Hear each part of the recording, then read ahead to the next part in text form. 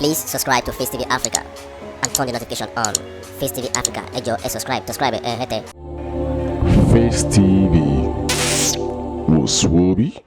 Now, I think what you asked me to do is tell you a little story about life with my late dad. That's a very easy task.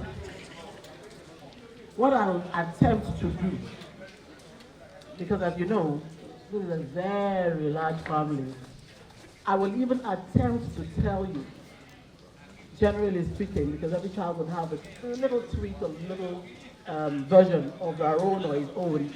But I would want to tell you a story of life with our dad. When we was growing up, Dad was a very difficult man to live with. He was a disciplinarian by excellence.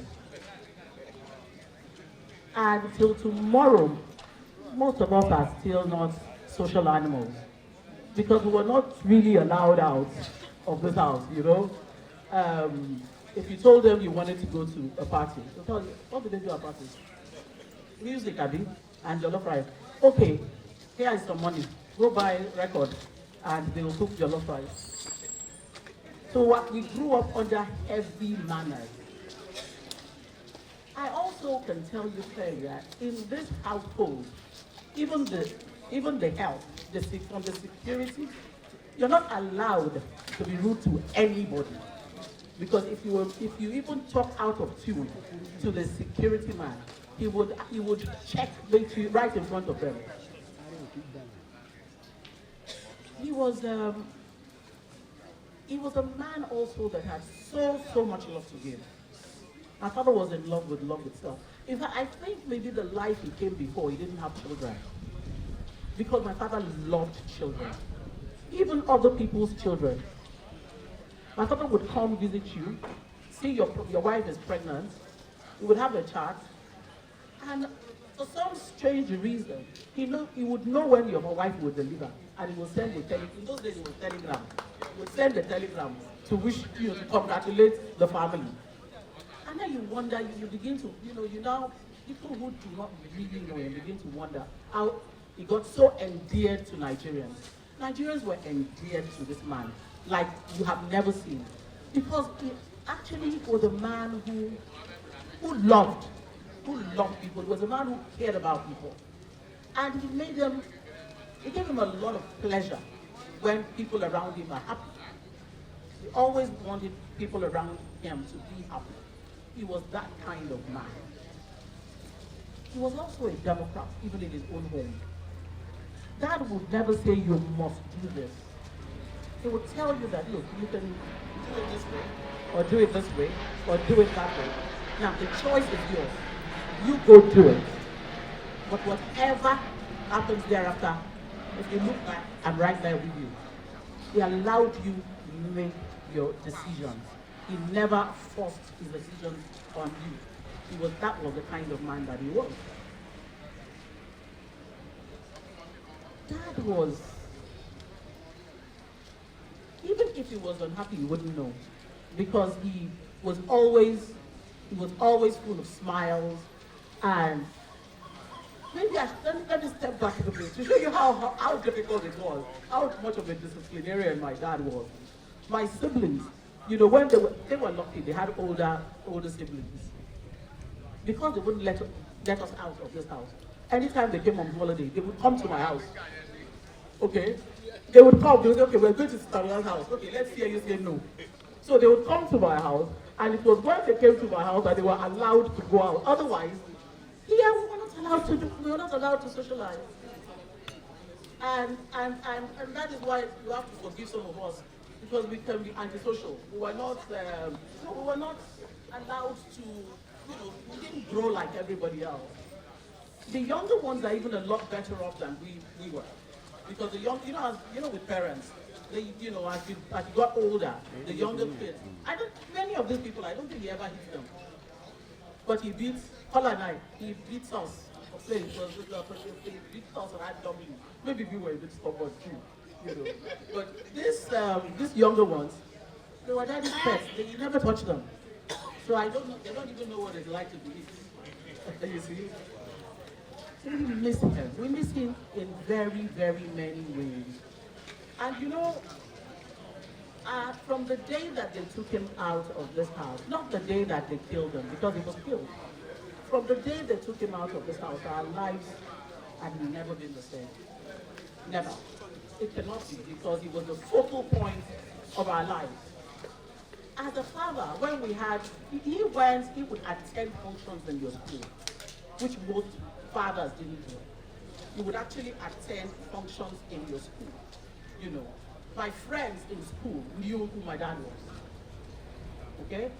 That was because he took part in every sense of the word in bringing you up. He didn't throw money at things. It wasn't because people just thought God was a rich man, you know, just to give you. No, it wasn't about money for him. He wanted to be a part of your growing up. And therefore, he would show up in school. Sometimes unannounced, he would just show up, you know. But I know. It seemed at the time, for me, it seemed like the world had come to an end when he was taken away from us so suddenly. But then when you think, as I grew up, and I thought I would never heal or that I could never forgive. But time heals all wounds. Because when I look back, even those who participated in his not being around with us today, most of them are also gone. Most of them are also gone. So go we will all do. It's just a matter of when and how. Some have died since him. Nobody remembers them. Nobody. It's like they never existed. So I think really truly, we must choose how we want to be remembered whilst we're around. Because it's not so much, death is for sure. But then after death is life. If you deserve to be remembered, after death would be life. And that is why we are all here today. Like I said, my dad had he had many biological children. He also had many biological children because they were all, to him, biological children. I remember the day that we were burying him here. I met some people I'd never seen in my life before, who would tell you stories about what he'd done in their lives and how he had touched their lives.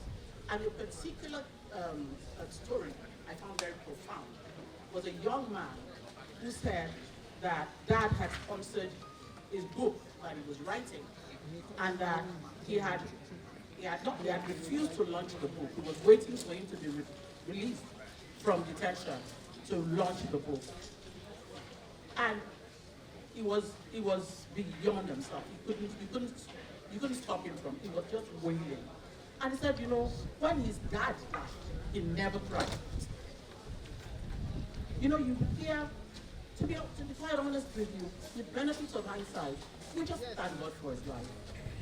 And like I say to people, if I have to come this way again, if I have to come this way again and I have a choice of who to choose, it will still be him.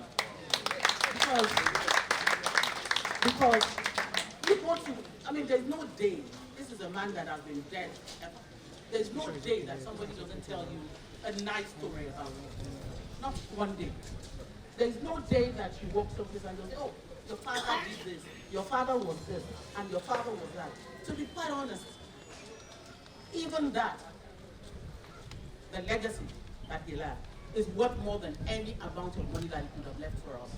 Because he left us goodwill. May God continue to rest his soul.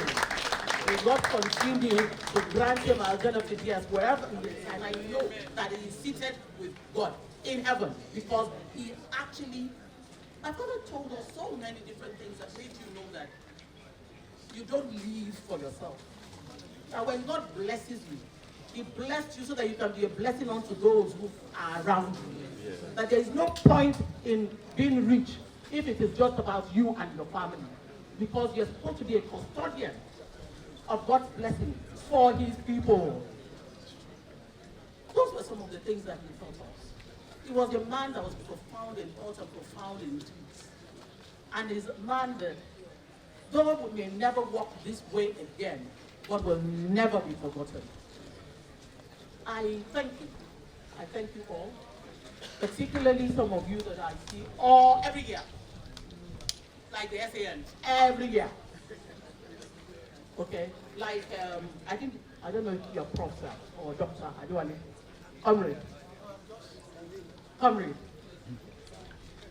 and Dr. Kila and his team, the ones who organize this every single year.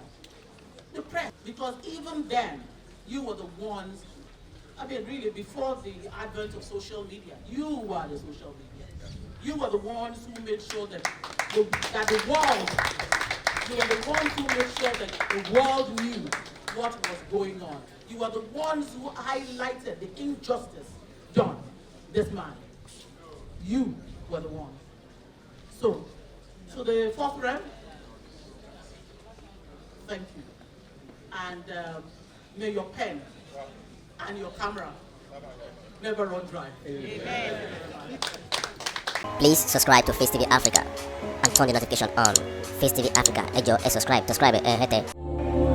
Face TV was Swoby.